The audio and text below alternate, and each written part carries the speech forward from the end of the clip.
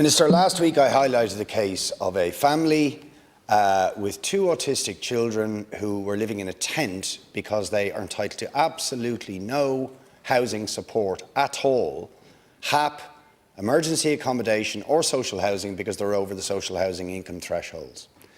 For about 2 years now, I've been highlighting the case of a mother who works, by the way, for an agency that works for the state, with her child, living in the same bedroom in emergency accommodation, who's not entitled to HAP, not entitled to social housing, and indeed was threatened at one point with eviction from emergency accommodation.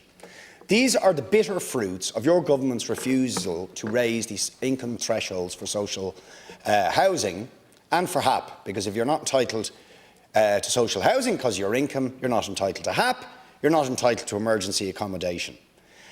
You recently published a review that was completed in November, and the review has concluded that we need another review. Thank you, Deputy.